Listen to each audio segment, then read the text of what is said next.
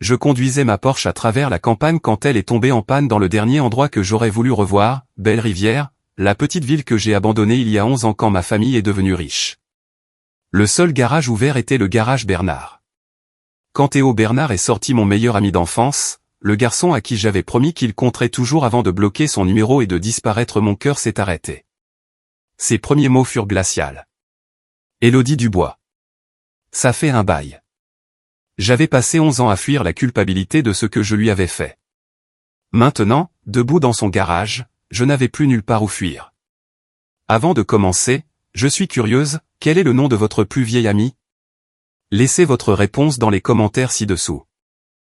Et si vous aimez les histoires de promesses non tenues, du prix de la honte, et de savoir si certaines amitiés peuvent un jour être réparées, veuillez vous abonner pour ne pas manquer notre prochaine histoire. Maintenant, laissez-moi vous ramener au jour où j'ai affronté la personne que j'avais le plus blessée au monde. Le premier signe de problème fut le voyant moteur qui clignotait de manière inquiétante sur le tableau de bord de ma Porsche 911 alors que je parcourais les routes sinueuses de la campagne. Le deuxième signe fut la perte soudaine de puissance lorsque le moteur a commencé à avoir des ratés, m'obligeant à me garer sur le bas-côté de la Nationale 22. Je suis resté assise là un instant, les mains crispées sur le volant, regardant le panneau de signalisation devant moi, Belle-Rivière, 3 km. De tous les endroits où ma voiture pouvait tomber en panne, il fallait que ce soit ici. La ville où j'ai grandi, la ville que j'ai fui il y a 11 ans sans jamais regarder en arrière. La ville où j'avais tout laissé derrière moi, tout le monde de mon ancienne vie, y compris la personne qui comptait le plus. Mon téléphone n'affichait qu'une seule barre de réseau. J'ai appelé l'assistance dépannage, et l'opérateur m'a dit que la dépanneuse la plus proche mettrait 2 heures à arriver, mais qu'il y avait un garage à Belle-Rivière, le garage Bernard, qui était ouvert le dimanche et pouvait me prendre immédiatement si je pouvais y amener la voiture. Bernard. Le nom m'a frappé comme un coup de poing. Je connaissais ce garage.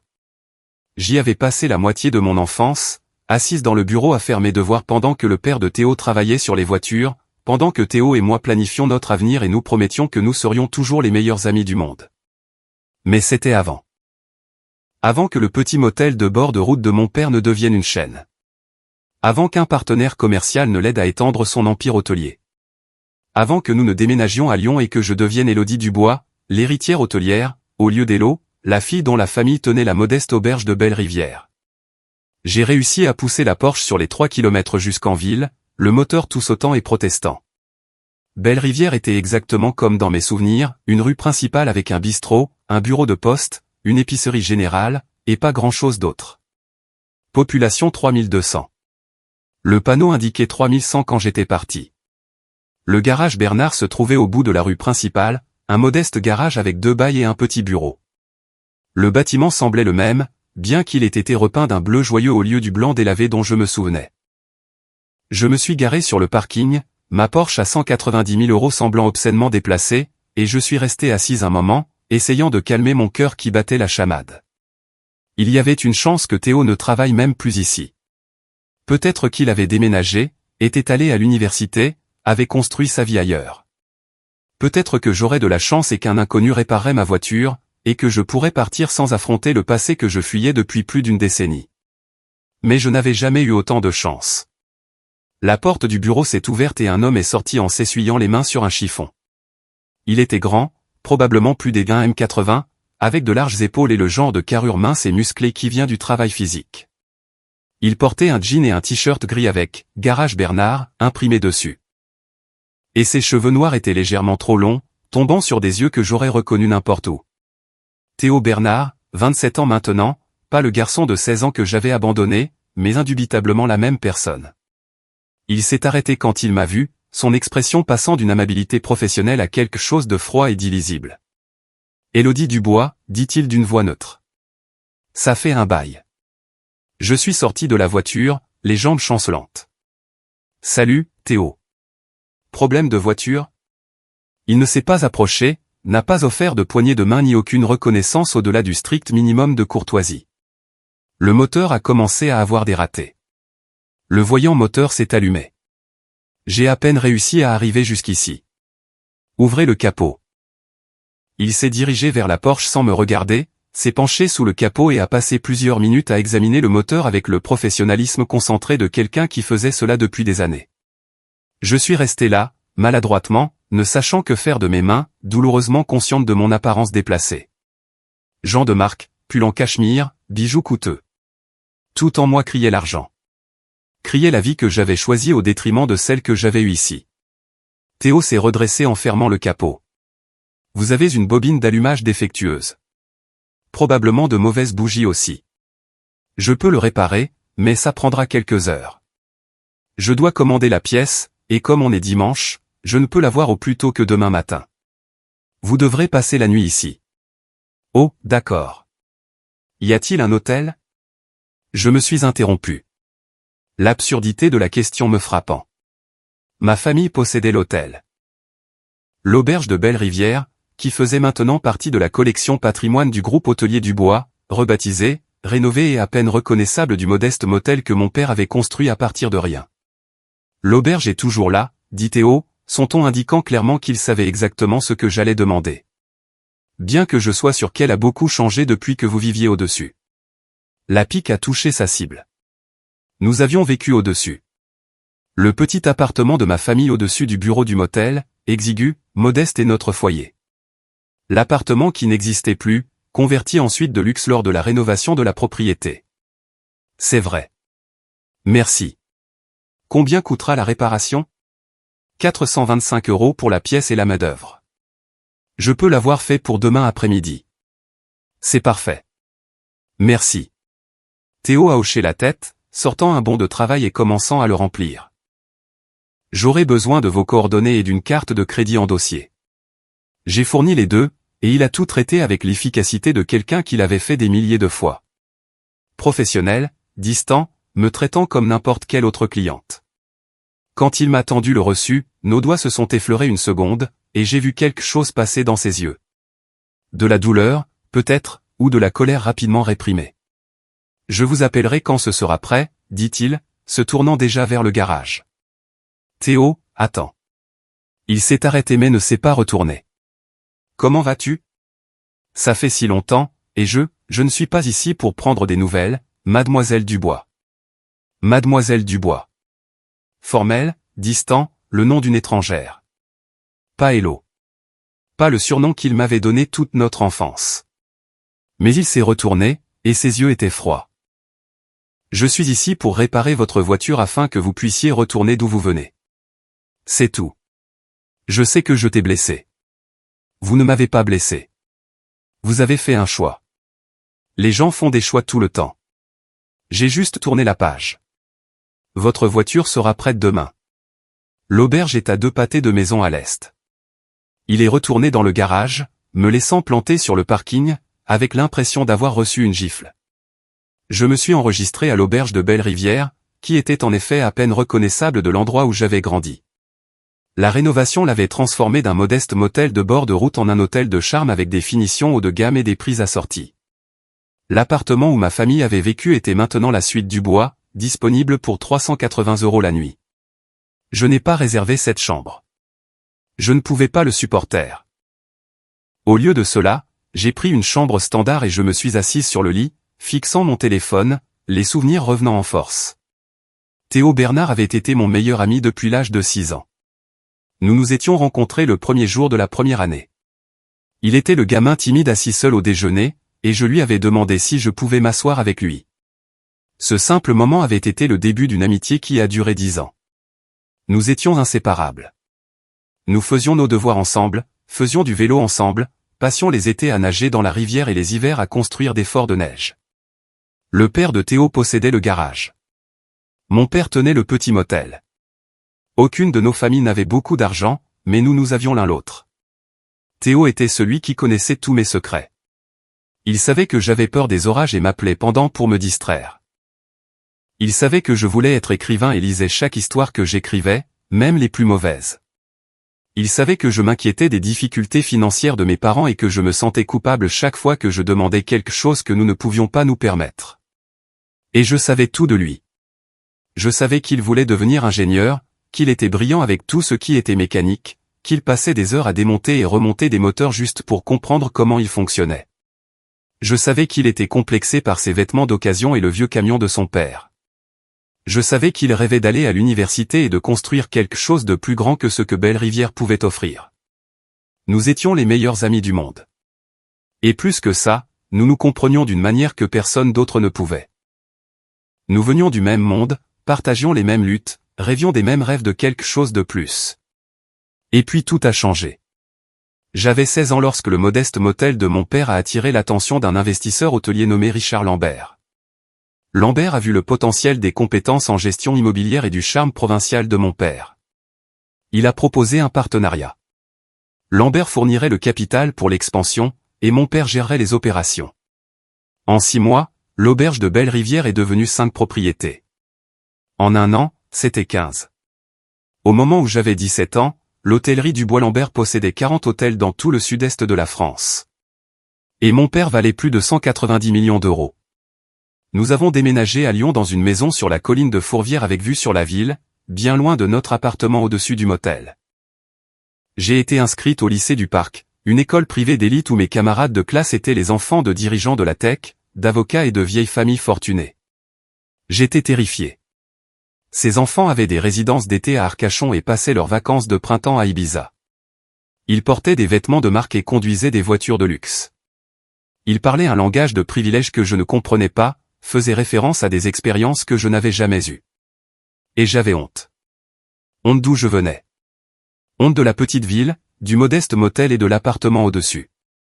Honte de l'ami dont le père était mécanicien et qui portait les 3 mêmes chemises en rotation parce que sa famille ne pouvait pas se permettre plus. La veille de notre déménagement, Théo et moi étions assis au bord de la rivière, notre coin, où nous avions passé d'innombrables après-midi à parler et à rêver. Il pleurait. Je pleurais. Rien ne va changer, lui avais-je promis, en lui tenant la main, pensant chaque mot à ce moment-là. Tu es mon meilleur ami, Théo. Tu le seras toujours. L'argent n'a pas d'importance. C'est nous pour toujours. Il m'avait cru. Nous nous étions serrés dans les bras pour nous dire au revoir, et j'avais promis de l'appeler tous les jours, de lui rendre visite tous les week-ends, de rester exactement celle que nous avions toujours été.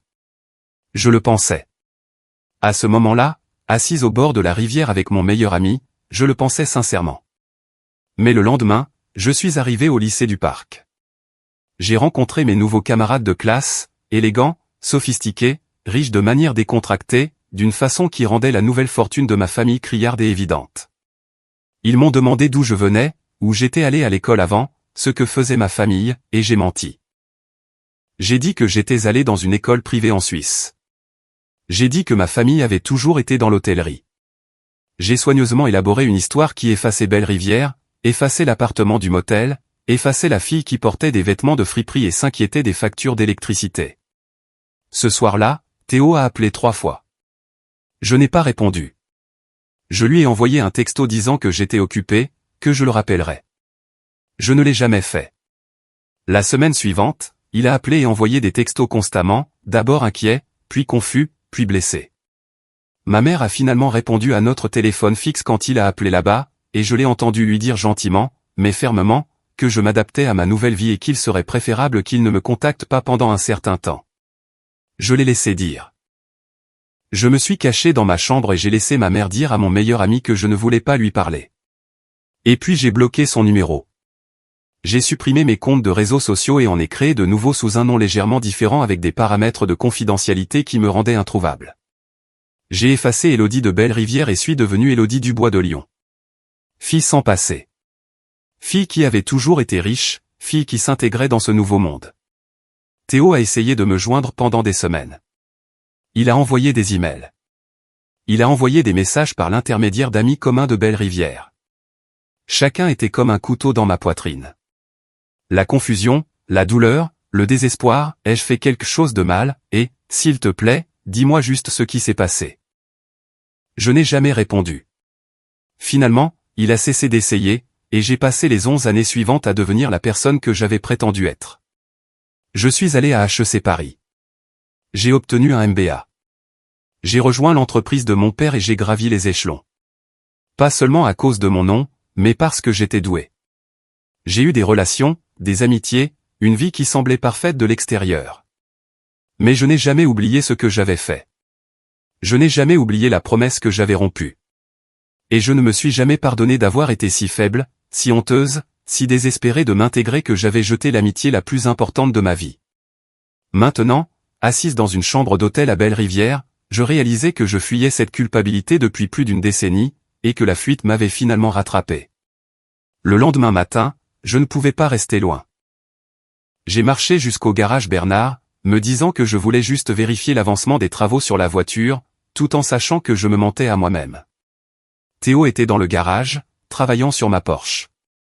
Il n'a pas levé les yeux quand je suis entré, même si je savais qu'il m'avait entendu. La cloche au-dessus de la porte avait sonné. « Comment ça avance ?» ai-je demandé. La pièce est arrivée. Ça devrait être fini pour 2 heures. Sa réponse était sèche, professionnelle, ses yeux ne quittant jamais son travail.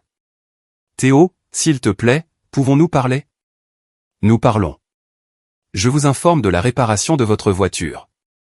C'est pour ça que vous êtes ici. Tu sais que ce n'est pas ce que je veux dire.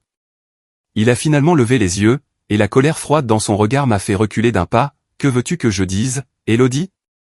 Que c'est bon ? Que je comprends ? Je ne comprends pas.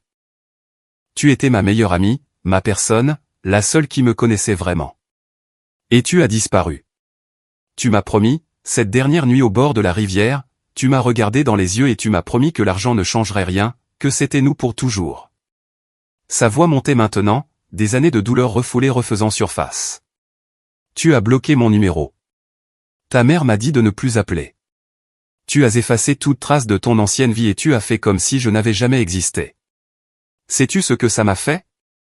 Je n'ai pas seulement perdu mon meilleur ami.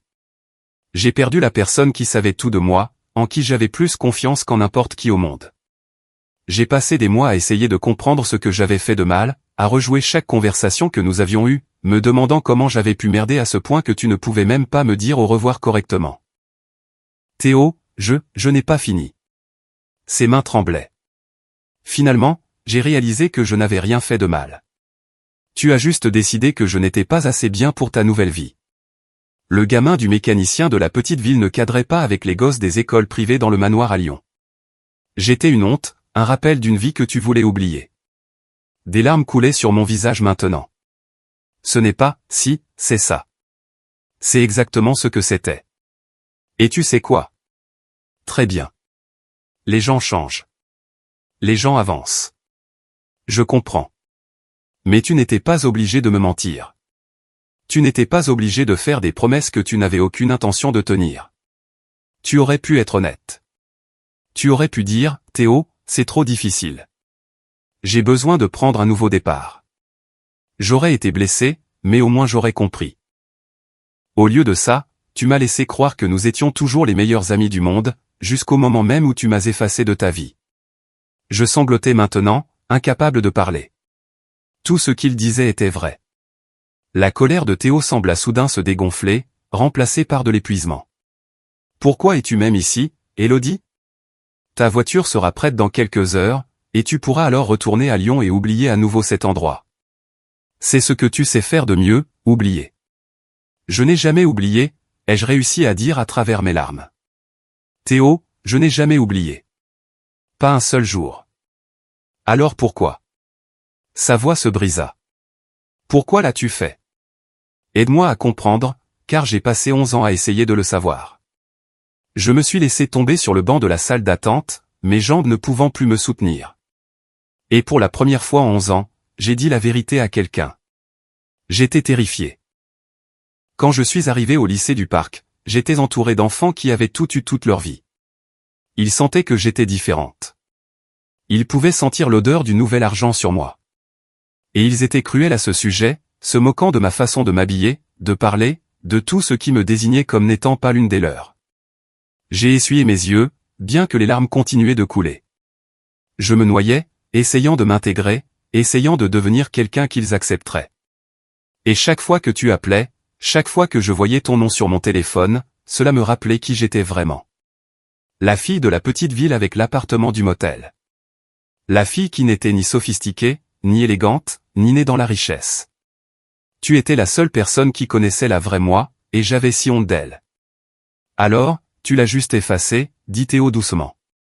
Je l'ai effacée. Je pensais que si je pouvais juste passer les premières semaines, je pourrais trouver comment équilibrer les deux mondes.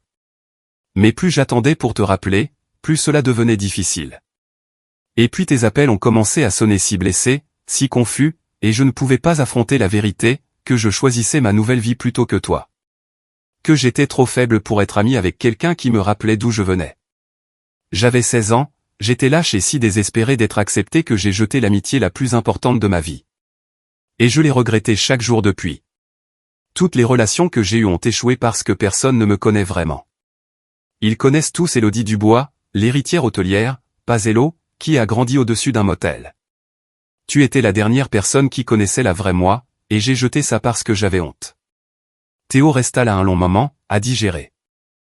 Quand il a finalement parlé, sa voix était plus douce, mais toujours sur ses gardes. Je suis content que tu te sentes coupable. Tu devrais.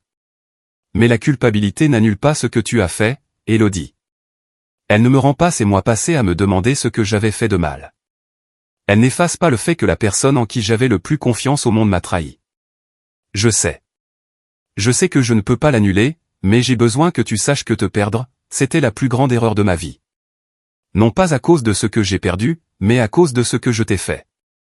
Tu méritais tellement mieux que ce que je t'ai donné. Ouais, c'est vrai. Il se retourna vers la voiture, vers son travail, me laissant assise là avec mon chagrin et ma culpabilité. J'ai quitté le garage et j'ai marché à travers Belle-Rivière, le voyant avec de nouveaux yeux. Le bistrot où Théo et moi partagions des milkshakes. Le parc où nous passions les après-midi d'été. La bibliothèque où nous étudions ensemble.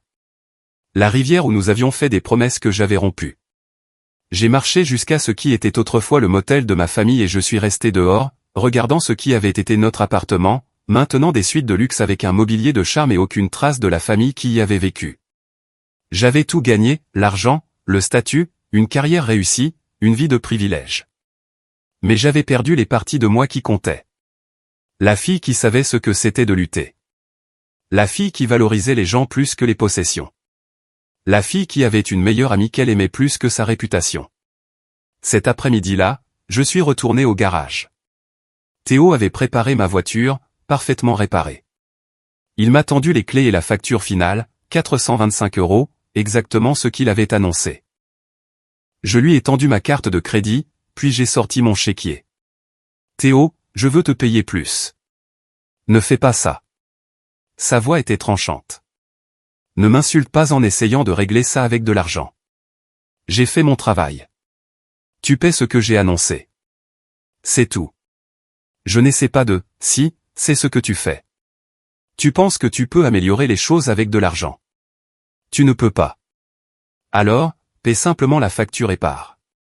J'ai payé les 425 € et je suis resté là un moment, les clés à la main, sachant que c'était probablement la dernière fois que je le verrais. Théo, puis-je te demander quelque chose? Il a soupiré mais a hoché la tête. Est-ce que tu t'en es sorti? Après mon départ? Il est resté silencieux un long moment. J'ai été au plus mal pendant environ 1 an. J'ai failli ne pas aller à l'université communautaire parce qu'on avait prévu d'y aller ensemble. Et le faire sans toi me semblait mal. Finalement, j'ai surmonté ça. J'ai repris le garage de mon père quand il est tombé malade il y a 5 ans. Il est à la retraite maintenant. Il va bien. Je suis fiancé à Emma. Elle est enseignante à l'école primaire. Le mariage est dans 3 mois. La nouvelle m'a frappé plus fort que prévu. Pas de la jalousie, mais un profond sentiment de perte. Théo avait construit toute une vie, avait trouvé quelqu'un avec qui la partager, avait avancé. J'étais resté figé dans la culpabilité pendant qu'il vivait. Je suis heureuse pour toi, dis-je, et je le pensais. Elle a de la chance. C'est moi qui ai de la chance. Elle est patiente avec moi. Elle comprend que j'ai des problèmes de confiance. Il a fait un geste vague entre nous. Elle connaît l'histoire de la meilleure amie qui a disparu. Elle m'a beaucoup aidé à surmonter cette blessure. Bien. C'est vraiment bien. J'ai commencé à partir, puis je me suis retourné. Théo, je sais que ça ne répare rien, mais je suis désolé. Je suis si profondément désolé pour ce que je t'ai fait. Tu méritais l'honnêteté et la loyauté, et je ne t'ai donné ni l'une ni l'autre. J'ai été une lâche, Et tu as payé le prix de ma lâcheté. Théo m'a regardé un long moment, et quelque chose dans son expression s'est légèrement adouci. Pas le pardon, exactement, mais une reconnaissance. Je sais que tu es désolé, Élodie. Je le vois. Mais être désolé ne change pas le passé. Ça veut juste dire que nous devons tous les deux vivre avec ce qui s'est passé et essayer d'avancer. Je sais. Merci d'avoir réparé ma voiture, et j'espère que vous aurez un mariage magnifique. Tu mérites tout le bonheur du monde. Je me suis dirigé vers ma voiture, je suis monté, et j'étais sur le point de partir quand Théo est apparu à ma fenêtre. Je l'ai baissé.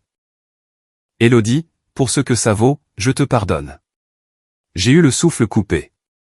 Quoi? Je te pardonne. Pas parce que ce que tu as fait était bien. Ce n'était pas le cas. Et pas parce que je veux qu'on redevienne amis. Trop de choses ont changé. Mais je te pardonne parce que garder cette colère pendant 11 ans a été épuisant. Tes excuses, ça n'annule rien, mais ça m'aide à comprendre que tu n'étais qu'une gamine effrayée qui prenait de terribles décisions, pas un monstre qui n'en avait jamais rien eu à faire. Des larmes coulaient à nouveau sur mon visage. Merci. Ça signifie plus que tu ne peux l'imaginer. Mais Élodie, le pardon ne signifie pas l'amitié. Ça veut juste dire que je laisse tomber la blessure. Nous n'allons pas redevenir les meilleurs amis du monde. Nous n'allons pas rester en contact. C'est une clôture, pas une réconciliation. J'espère que tu comprends ça. Je comprends. Théo a hoché la tête et s'est éloigné de la voiture. Conduis prudemment. J'ai quitté Belle-Rivière avec des larmes brouillant ma vision, devant m'arrêter 2 fois pour me ressaisir. Mais ce n'était pas seulement des larmes de chagrin. C'était des larmes de libération. Pendant 11 ans, j'avais porté le poids de ce que j'avais fait à Théo, la culpabilité, la honte, la conscience d'avoir trahi la personne qui me faisait le plus confiance. J'avais laissé cette culpabilité me définir, façonner mes relations, m'empêcher d'être un jour pleinement vulnérable avec qui que ce soit d'autre. Le pardon de Théo n'effaçait pas ce que j'avais fait. Il ne réparait pas l'amitié que nous avions perdue, mais il me donnait quelque chose dont j'ignorais avoir désespérément besoin. La permission d'arrêter de me punir. La permission de reconnaître mes erreurs, d'en tirer des leçons et d'essayer d'être meilleur à l'avenir. J'ai commencé à être plus honnête avec les gens. J'ai raconté à mes rendez-vous d'où je venais vraiment. J'ai parlé de mon enfance au-dessus du motel. J'ai cessé d'avoir honte d'Élo de Belle-Rivière et j'ai commencé à la réintégrer à Élodie Dubois. C'était inconfortable. Certaines personnes étaient confuses par la dichotomie entre la richesse et les origines ouvrières. Certaines personnes ne comprenaient pas pourquoi c'était important, mais j'ai persisté parce que j'avais appris quelque chose en perdant Théo. Cachez qui vous êtes pour vous intégrer ne vaut pas le prix à payer. Les personnes qui comptent vous aimeront pour tout ce que vous êtes, l'histoire compliquée, les erreurs, les parties dont vous avez honte, et les personnes qui ne peuvent pas accepter votre vrai vous ne valent pas l'effort de faire semblant. Je ne suis jamais retourné à Belle-Rivière. J'y pensais parfois, en passant en voiture, pour voir si la rivière avait toujours le même aspect, pour vérifier si le bistrot faisait toujours ces milkshakes que Théo et moi partagions. Mais cela semblait mal, comme si j'empiétais sur une vie qui avait continué sans moi.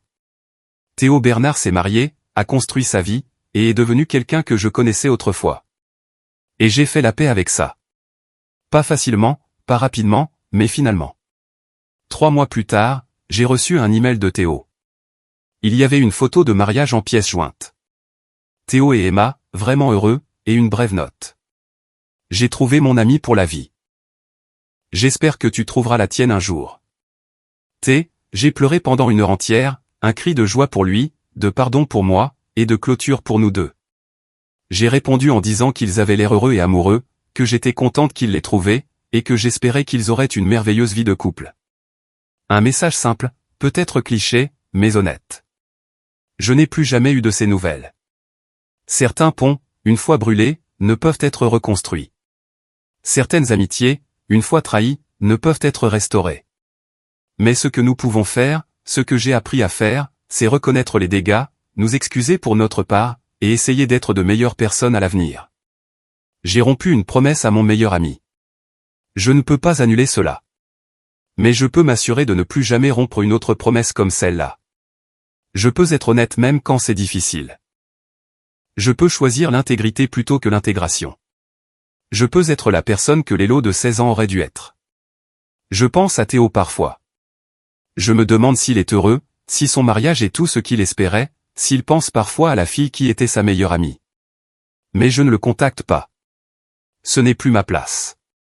Mais j'espère que, où qu'il soit, il sait que je comprends enfin ce que signifie tenir une promesse, même si j'ai appris cette leçon 11 ans trop tard. Qu'avez-vous pensé du choix d'Élodie d'abandonner Théo et de sa décision de pardonner mais pas de se réconcilier? Partagez vos réflexions dans les commentaires ci-dessous. Si cette histoire de promesses non tenues, du prix de la honte, et de l'apprentissage de nos pires erreurs a touché votre cœur, veuillez cliquer sur le bouton « J'aime » et vous abonner pour plus d'histoires riches de sens chaque jour. N'oubliez pas de cliquer sur la cloche de notification pour ne jamais manquer notre prochain récit qui pousse à la réflexion.